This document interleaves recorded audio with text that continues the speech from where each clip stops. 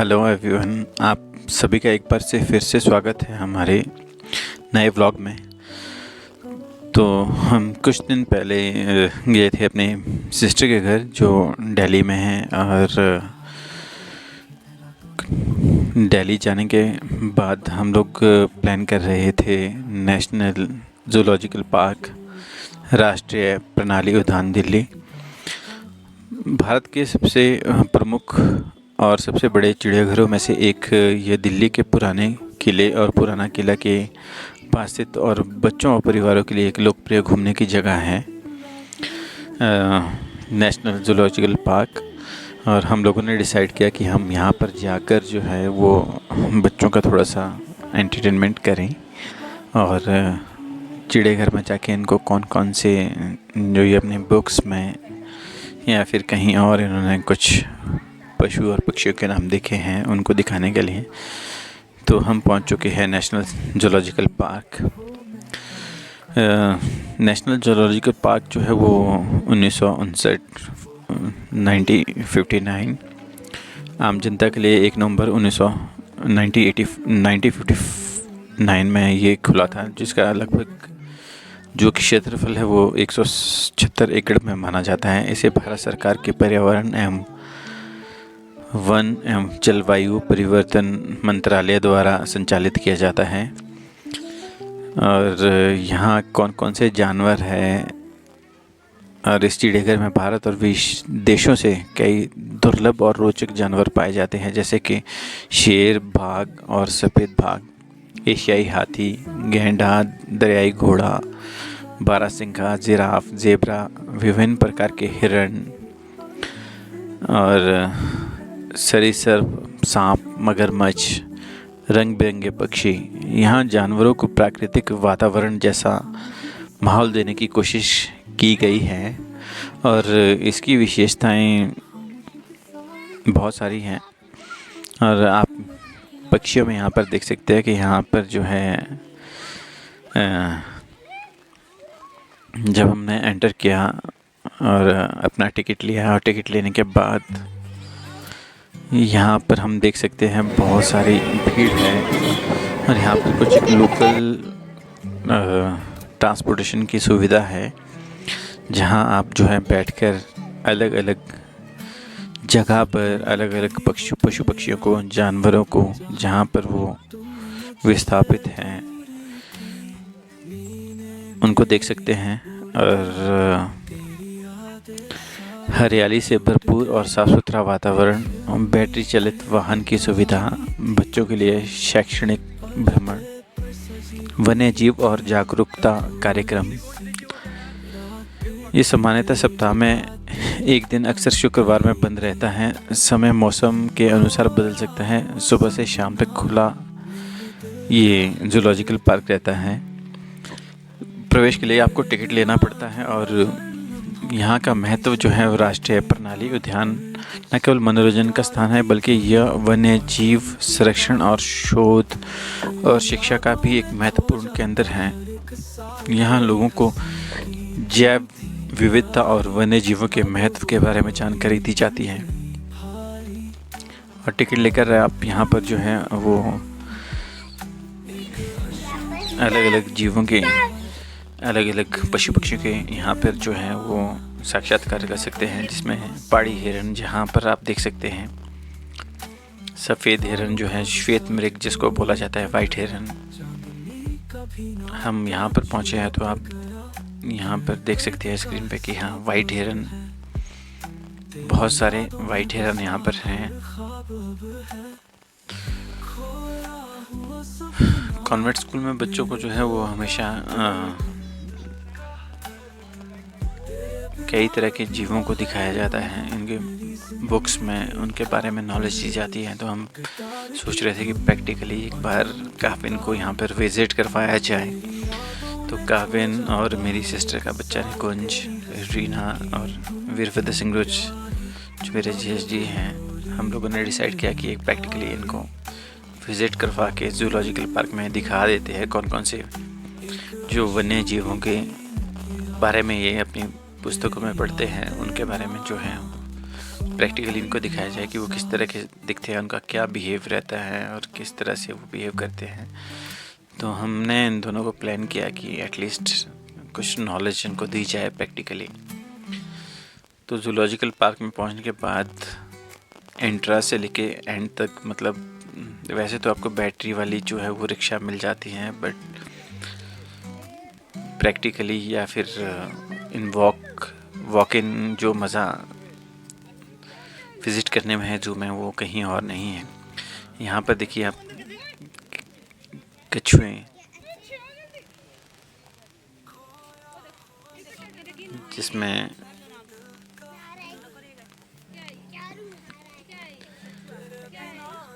अलग अलग प्रजातियाँ जो है वो कछुओं की पाई जाती हैं, वो यहाँ पर एक प्लेटफॉर्म पे अवेलेबल हैं। इसके बाद ये रेनाटाइज भाते गेंडा, जो एकदम विशालकाय, और इससे पहले मैं भी विज़िट कर चुका था लखनऊ में एक ज़ू में, जहाँ पर मैंने देखा था, लेकिन काव्य ने जब देखा तो ही वॉज शॉक टू सी कि इस तरह के भी जानवर जो है वो है धरती पर। स्वान, बत्तख और अलग अलग तरह की बत्तखों की प्रजातियाँ, जहाँ पर इनको जो है वो संरक्षित करके रखा गया है।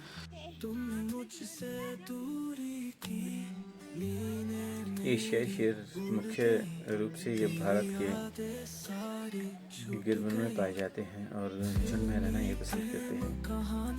नए शेर की गर्दन पर घना आयाल बाल तरह की किस्म का होता है और ये बहुत तूने उठा दिया इसको, नहीं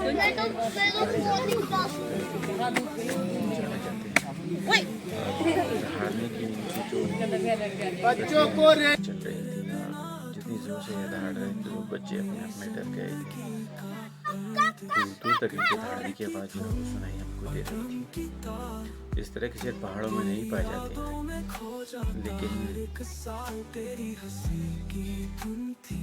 शेर अपने आप में ही बहुत खतरनाक जानवर हैं और इनको देखना अपने आप में, इनको देखना और इतने नज़दीक से इनको देखना अपने आप में उत्साहित करता है। बहुत खतरनाक ये जानवर। और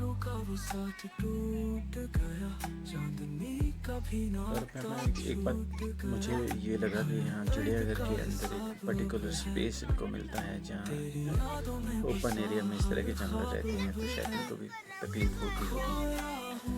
तो बच्चे इनको देखकर थोड़ा डर गए थे। और इसके बाद यहाँ पर आप देख सकते हैं कि शिमला में तो हमने बहुत सारे बंदर देखे हैं, लेकिन अलग अलग किस्म के यहाँ पर मोंकीज थे, अलग अलग प्रजाति के यहाँ पर मोंकीज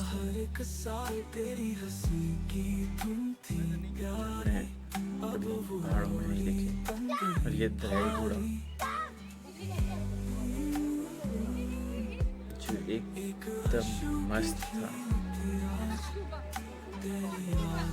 और इस पानी में जहाँ पर ये था वहाँ पर बहुत ज़्यादा गंदगी थी, क्योंकि बहुत कम ऐसा होता है कि ये पानी से बाहर निकले। और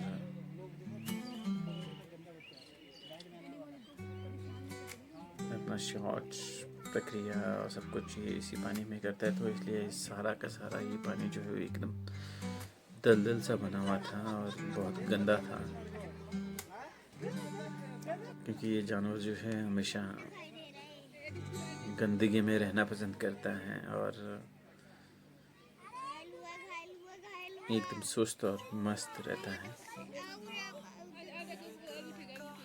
इससे पहले भी मैंने लखनऊ में इसको देखा था। ये मगरमच्छ की कुछ प्रजातियाँ जो बिल्कुल आराम की, दिन के 12 बजे आई थिंक अप्रॉक्सीमेटली, हम दिन के 11 या 12 बजे गए थे जब तेज़ धूप पड़ती है, और धूप में ये मगरमच्छ आराम कर रहे थे।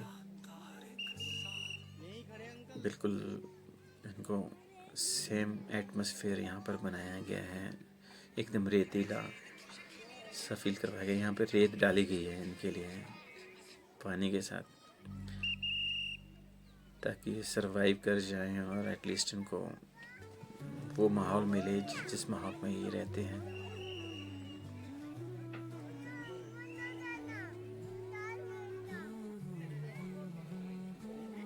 सर्दी का टाइम था और बहुत सारे लोग यहाँ पर थे और हम लोग भी अलग अलग प्रजातियों के जानवरों को देख के, पशु पक्षियों को देख के जो है बहुत उत्साहित हो रहे थे।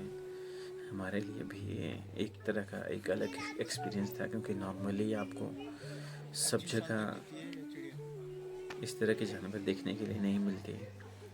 पहाड़ों में कुछ अलग प्रजाति के जानवर होते हैं और प्लेन एरिया में कुछ अलग प्रजाति के जानवर होते हैं, तो अलग अलग तरह का वातावरण हर जगह रहता है। यहाँ पर काबिन की पनिशमेंट हो रही है, जहाँ उसके मामू उसको पनिशमेंट दे रहे हैं पेड़ पर चढ़ाकर, क्योंकि वो बहुत ज़िद कर रहा था आई थिंक कुछ एक्टिविटीज़ करने के लिए। हम थक चुके थे क्योंकि हमने बहुत सारा ट्रैवल कर लिया था, पैदल बहुत सारा चल चुके थे। तो यहाँ पर एक हाथी या हाथी का बच्चा आप इसको कह सकते हैं, जो बहुत मस्त अपनी मदमस्त चाल में जो है वो कुछ छोटी मोटी एक्टिविटीज़ कर रहा था। और बच्चे भी हमारे इसको देखकर एक्साइटेड थे कि हमने इतना बड़ा हाथी नहीं देखा। तो यहाँ पे एक लोमड़ी थी जो जहाँ पर थी वो वहाँ मेरे ख्याल में इसने 8-10 चक्कर तो हमारे सामने ही काटे होंगे इस सर्कल के जहाँ पर ये थी। उसके बाद हम बहुत थक चुके थे, तो हम लोगों ने सोचा कुछ रिफ़्रेशमेंट ले लें और थोड़ा बहुत कुछ खा लें। तो हमने यहाँ पे एक आइसक्रीम और कुछ स्नैक्स का मज़ा लिया, क्योंकि चिड़ियाघर में जब भी आप जाते हैं तो बहुत सारा एरिया होता है आपको कवर करने के लिए। पैदल चलकर आपको ज़्यादा एक्सपीरियंस होता है अलग अलग जगह का। और अब ये वाइट टाइगर आप देख सकते हैं, जो आई थिंक हमारे पहाड़ों में भी पाया जाता है बहुत हाइट में। हिमाचल में भी बहुत हाइट है, वहाँ पर इस तरह का वाइट टाइगर आपको जो है ज़रूर देखने के लिए मिलेगा। इतने करीब से देख के एक अलग एक्सपीरियंस था। फिर हमने सोचा कि एक बार बंगाल टाइगर को भी देख लेते हैं, लेकिन वो अपनी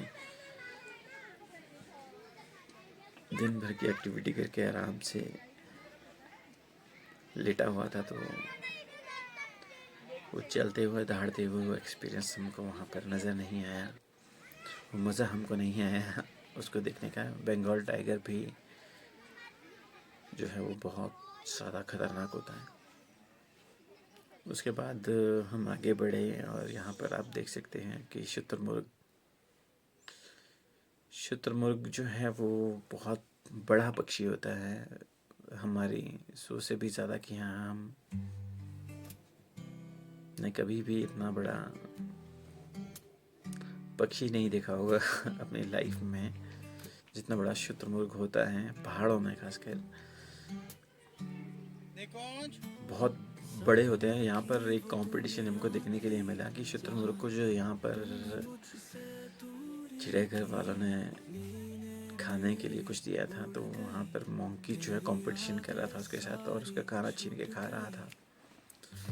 ये आप देख सकते हैं कई तरह के हिरन कुछ आराम कर रहे हैं, कुछ खा रहे हैं। अलग अलग प्रजाति के, कुछ छोटे हैं कुछ बड़े हैं।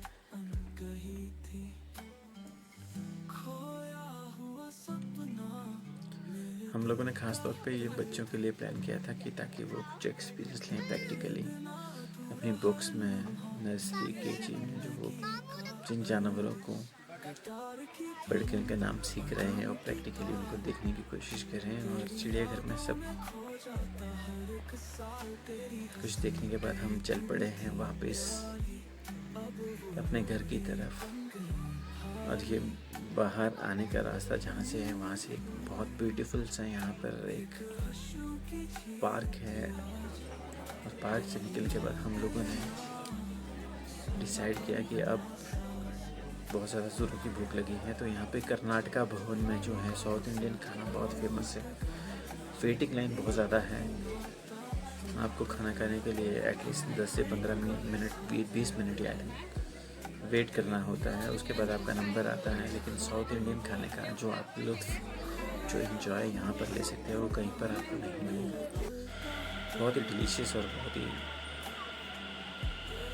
स्वादिष्ट खाना यहाँ पर था। उसके बाद हमने मेट्रो ली वापस पालम के लिए, जहाँ पर मेरी सिस्टर और मेरी जीजी रहते हैं, क्योंकि हम पूरा दिन भर घूम फिरने के बाद थक चुके थे और अपनी मेट्रो का वेट कर रहे थे। हमारी मेट्रो में कुछ टाइम था और मेट्रो लेने के बाद यहाँ से हम डायरेक्टली निकले हैं अपने घर की तरफ। भी हमारी मेट्रो आ गई है और मेट्रो में बैठने के बाद हम घर पर जैसे पहुँचे, सब बहुत ज़्यादा थक चुके थे और हम सब लोगों ने रेस्ट किया। Thank you so much for watching the video.